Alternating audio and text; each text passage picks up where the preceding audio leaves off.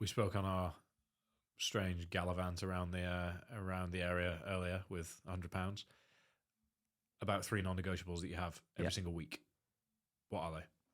Yeah, so I actually have a couple. I'll pull it up a list now actually in front of me because I keep it saved on my notes. I think if you're one of those people who are like, again, skin in the game.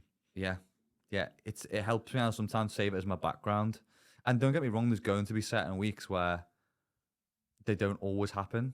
I'll try and not let those weeks compound because I think whenever you let a habit slip and then it's a couple of days or even a week, it's then much more difficult for it to stay within inside your routine. So I try and not let it slide too much. But at the end of the day, I think even for people listening, we see a lot of time about like my morning routine or Huberman's morning routine or whoever's morning routine. People 50 years ago were still eating bacon sandwiches, black coffee, and cracking on with a bit of hope and still being successful. So if you don't have a morning routine which is full of things that I do or the other people do, you're probably still going to be okay. Well, the main thing is find what works for you. Yeah. Huberman has a very different skill set and a very different focus point to Sandra, who works in HR at a telecommunications agency. Exactly. So why try and mimic somebody else? Unless you are doing everything else that person is doing, there's no merit to mimicking it. And I think Hormozy said, and he prefaced it by saying this is going to rustle some feathers, but essentially he wakes up, he makes himself a black coffee, and he starts working. Mm-hmm. And I've actually found that for me, the past 6 weeks, the best thing for me to do is to wake up, shower, not even go downstairs straight away, and go straight to my desk. And then after a couple of hours, I'll go downstairs and let the dogs out about 7:15. Then I'll have a black coffee. I'll go back to my desk until 9. Then I'll train. And then the rest of the day is kind of, I've got all of my focused work done without any faffing beforehand because I'm sort of raring to go. And then I often find the rest of the day is where the sort of thoughts and the bigger picture thinking starts to get a bit overwhelming. And if I try and do anything focused past that early morning period, I just get distracted. I get pulled into other things. My priorities get all out of skew. I feel a little bit, don't really want to do this today. Mm-hmm. Maybe I'll go on a dog walk.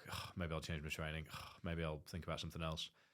And that's just something I've lent into, which means that if I spent the first hour of my day priming myself, I'd be wasting what I have found through trial and error to be when I am already primed. Mm-hmm. So I just get my head down and cracking on. And then actually what I do the rest of the day is what matters rather than first thing in the morning. So my morning routine is wake up, shower, get to my desk, unless I've got office stuff, travel, etc. to bear in mind. But then that's the thing. If you rely too heavily on a routine, when a curveball gets thrown, everything falls apart. And then you might feel, oh God, I had my caffeine 60 minutes. After I woke up, not 90 minutes, my whole world's going to implode. Mm-hmm. And there's a bit of a sort of Huberman paradox going on now where people are trying to optimize their health and in turn damaging their mental health because they place so much emphasis on the structures that they take away and apply to their own lives.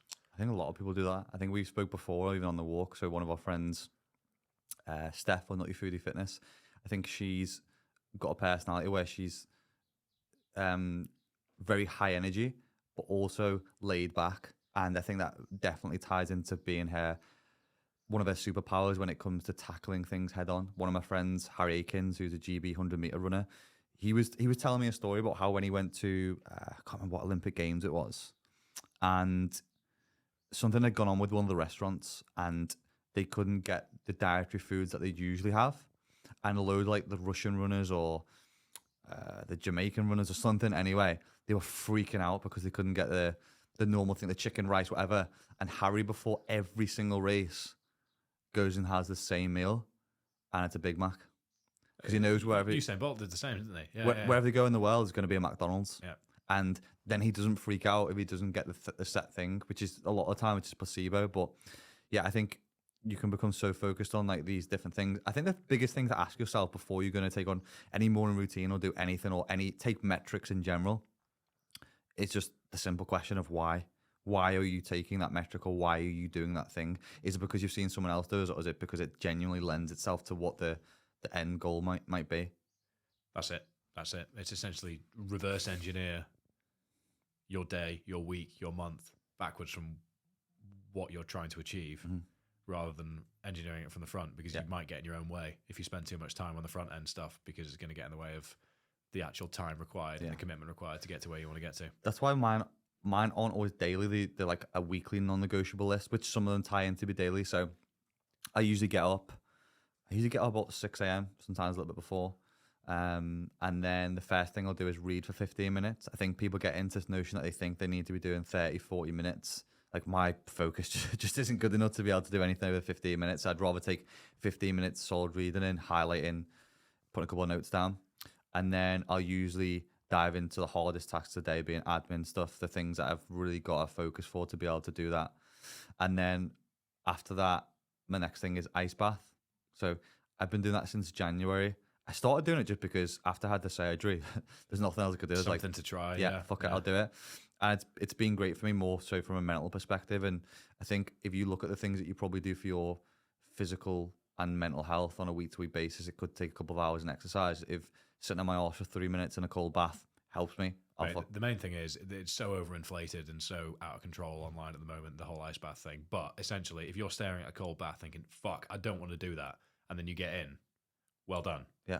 Big win for the day. I've never got out of an ice bath and thought, fucking hell, I wish I hadn't done that. Yeah. I get out with smiling every time. And if I get in it and get out in a better position, it takes me 3 minutes. It's a win. It doesn't matter what the science says. No. If you feel better, that's the main thing. Exactly. So, there's things that you can bash about them, but well, no, not about them, but what people claim they do and how culty it's become online. Yeah. But yeah, if it makes you feel better and it makes you operate better, do it.